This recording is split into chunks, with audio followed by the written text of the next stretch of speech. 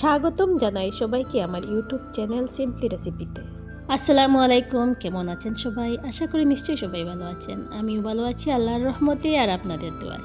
আজ আমি বানিয়েছিলাম এক চিকেন বিরিয়ানি, একটি সুস্বাদু ও মজাদার রেসিপি যেখানে চিকেন এবং ডিমের মিশ্রণ বিরিয়ানির স্বাদকে আরও সমৃদ্ধ করে তোলে। মুরগির মাংস, সেদ্ধ ডিম আর সুগন্ধি বাসমতি চালের অসাধারণ মিশ্রণে এই বিরিয়ানি সবার মন জয় করে নেবে। তো চলুন দেখে নিই এই বিরিয়ানিটা আমি কীভাবে বানিয়েছি। প্রথমে একটা পাত্র বসিয়ে দিলাম জল দিয়ে পরিমাণ মতো, আর সেখানে দিয়ে দিলাম এই গোটা মশলা। এখানে ছিল জিরা, মৌরি, লং, গোলমরিচ, এলাচ, দালচিনি, কয়েক টুকরা লেবু, সাদা তেল আর লবণ দিয়ে পানিটা বসিয়ে দেবো।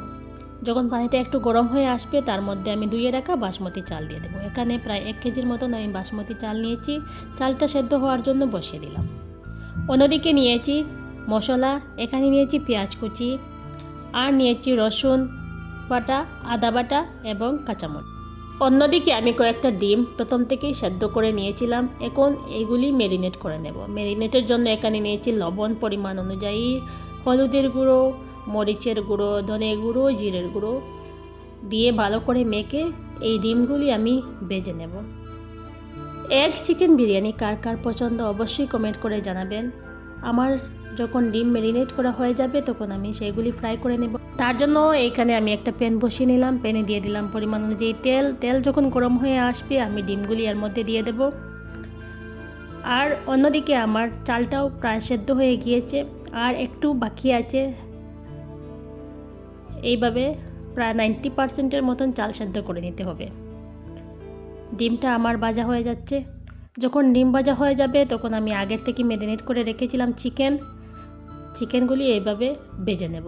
চিকেন ম্যারিনেট করার জন্য নিয়েছিলাম টক দই, মরিচের গুঁড়ো, ধনে গুঁড়ো, জিরে গুঁড়ো, হলুদ গুঁড়ো আর পরিমাণ অনুযায়ী লবণ দিয়ে সেটা ম্যারিনেট করে রেখেছিলাম। আর এখন আমি সেটা ভেজে উঠিয়ে নেব। একটা বড় কড়াই বসিয়ে দিলাম। কড়াইয়ে দিয়ে দিলাম পরিমাণ অনুযায়ী তেল। তেল যখন গরম হয়ে আসবে এর মধ্যে আমি যে পেঁয়াজ কুচি করে রেখেছিলাম সেইগুলি দিয়ে দেব। পেঁয়াজ একটু হালকা বাদামি করে ভাজার পর আমি এর মধ্যে দিয়ে দেব আদা এবং রসুন বাটা আর কাঁচামরিচ। আমার আজকের ভিডিওটি কেমন হয়েছে অবশ্যই কমেন্ট করে জানাবেন। ভালো লাগলে লাইক ও শেয়ার করে দেবেন।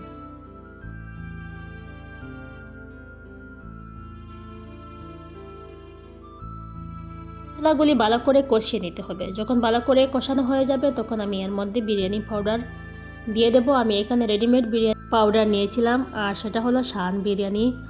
আর এটা দিয়ে বিরিয়ানি অনেক বেশি টেস্টি হয়। তো এখানে আমি বিরিয়ানি পাউডার দিয়ে দিয়েছি, দেখতে পাচ্ছেন। বিরিয়ানি পাউডার দেওয়ার পর আমি দিয়ে দেব টক দই আর দিয়ে দেব টমেটো। আমি এখানে প্রায় 3টা টমেটো নিয়েছি, রাফলি কেটে দিয়ে দেব। তারপর এখানে চিকেনের টুকরোগুলি দিয়ে দিলাম আর দিয়ে দেব ডিম। এখন সেটা রান্না করার জন্য রেখে দেব প্রায় 5 থেকে 10 মিনিটের মতন।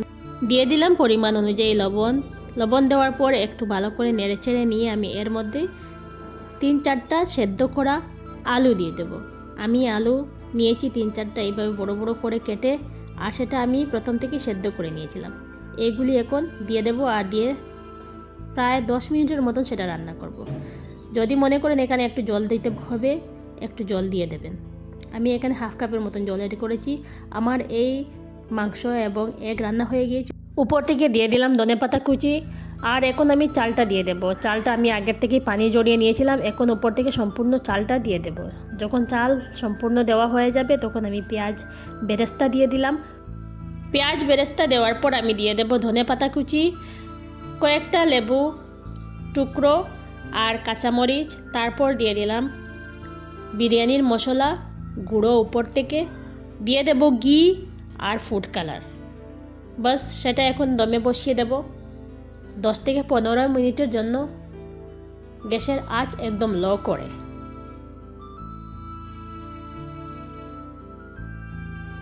10-15 মিনিট পরে দেখলাম আমার বিরিয়ানিটা হয়ে গিয়েছে। সুস্বাদু চিকেন এগ বিরিয়ানি পরিবেশন করুন গরম গরম অবস্থায় রায়তার সাথে বা সালাদের সাথে।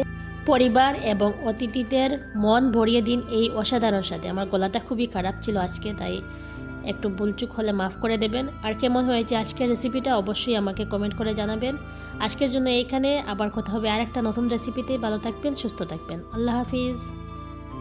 আর এখনও যদি আমার ইউটিউব চ্যানেল সাবস্ক্রাইব করা না হয়ে থাকে অবশ্যই সাবস্ক্রাইব করে নেবেন।